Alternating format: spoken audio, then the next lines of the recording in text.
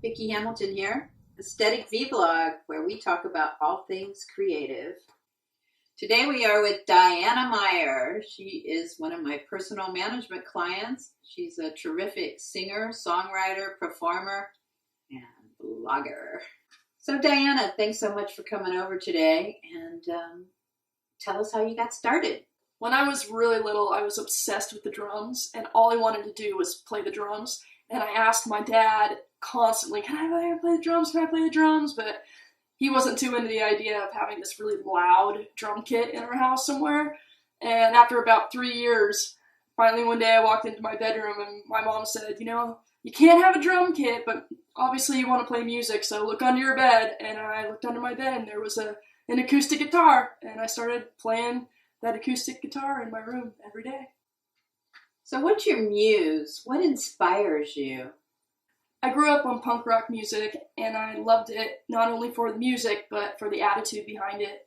And as I grew older, I started to discover that it doesn't just take punk rock to be able to have that attitude. So I love people that are true to themselves, and they are who they are, and they get up and they sing with all their heart, or if they have something they want to write about, they aren't afraid to say it. So let's see, an example, like Alanis Morissette. I love Butch Walker, Pink. In my mind, she's punk rock to the core. She just does what she wants to do. Tell me about your process. Usually I'll sit down with an acoustic guitar, kind of by myself in my room, and I'll start fiddling with some kind of melody, and then I'll start humming to it, and then words start coming to me, and whatever I'm happy about or excited about in that moment, usually you just kind of put words together with that melody and start from there and just kind of build it as it goes. Hate to ask, but what are the challenges of being a lesbian in the music business? I think you get looked at a little differently, but in my opinion, I think it's more painful to hide who you are than it is to just be yourself. And I grew up in Orange County, California, and it was quite square. If you didn't go to college and get a job right away, then you were kind of looked at as failure, or if you stood outside of the box in any shape or form. I was in high school and I shaved my head and everybody thought I was this weirdo, when really they didn't have flat irons yet and my curly hair was a disaster.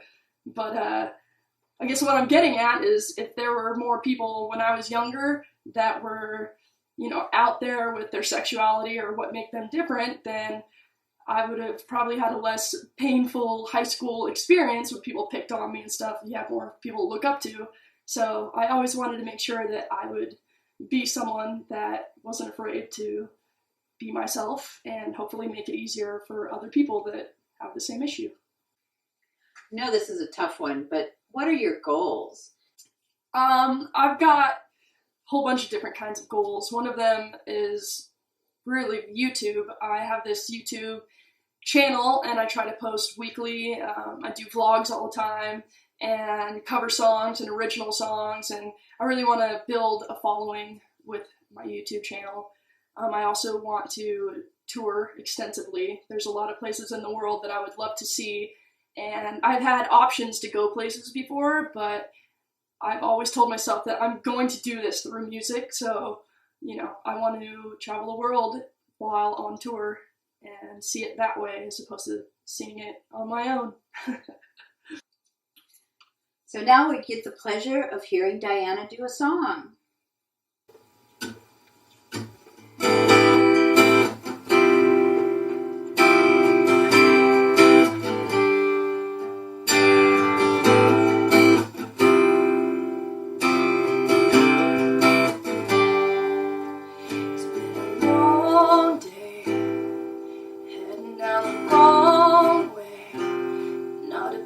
But I don't play.